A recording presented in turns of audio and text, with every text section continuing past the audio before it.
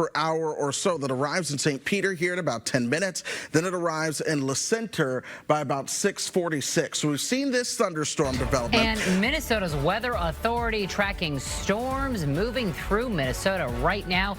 This is our live drive out on the road in southern Minnesota where the rain is coming down. There's been some hail. Our team is all over it. You're watching 5 Eyewitness News at 5. All of which have been designated as high risk for fraud. Kettle Health actually closed at the end of 2025, according to DHS records. At this point, it's unclear what happened. But how are all of those systems talking to each other? Well, certainly we have staff that share information internally, and I think systems integration is part of the goal of what the governor has rolled out in terms of modernization of our information systems platforms. But right now, there is no singular space where someone anywhere in DHS can go to look up an individual and their connections to those businesses. All right, we are still awaiting a vote at this hour. My apologies, just ran out the door with this latest update for you here. Waiting a vote right now just to see if this is going to pass tonight. We have some breaking news now in District 196 in the South Metro on school start times. Renee Cooper is back live with results of that school board vote. What are we learning, Renee?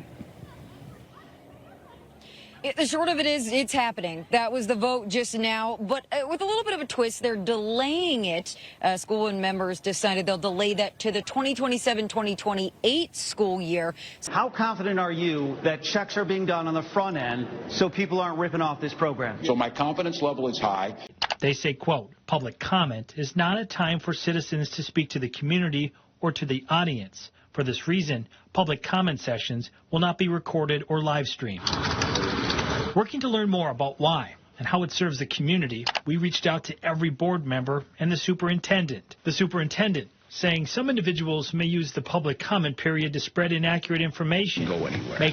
Are there better things that you could be doing with your time than pursuing this? Minnesotans really want us to have some accountability for the multi-billion-dollar fraud scandal. Has Governor Walz or Attorney General Ellison been held accountable enough for the fraud that has happened under their watch?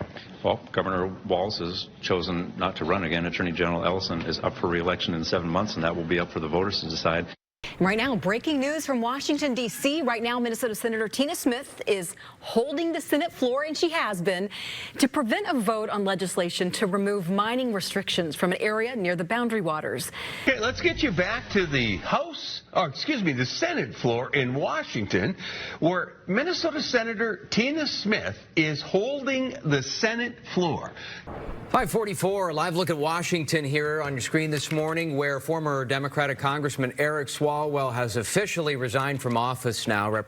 We want to take you back to this breaking news now. The Hennepin County Attorney's Office is gathering people right now, and the Hennepin County Attorney, Mary Moriarty, is expected to be joining them and speaking soon.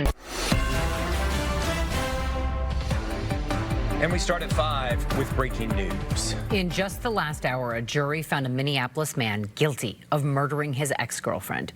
Mariah Samuels had an order for protection against David Wright, but she was shot to death and found on the ground outside of her car in September. Samuel's family and prosecutors spoke on this verdict just moments ago. The next weather maker is that cold front. Here it comes. This is 9 o'clock. It'll be about 65. We're going to jump to 68 by 10 or 11 o'clock, right before the front. So you passed the referendum a few years ago. Now there's another one here. What do you say to the folks who are saying, my goodness, I just don't want to pay more taxes? What's your response to them? Our investigation found this kind of fraud is still going on. What else are you, the government, collectively doing to stop this? The deadline for high school seniors to pick their college happens next month on National College Decision Day. And because we know your money matters, Joe Mason is looking at ways to maximize financial aid and scholarships.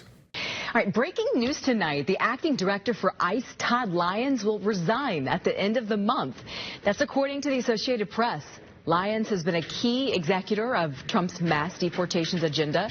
We don't know family members of Mariah Samuels changed their justice celebration into what you see now. It's a rally. It's the big story we're digging into tonight, trying to learn why this happened. Our Ben Henry is live outside the courthouse with those powerful painful moments.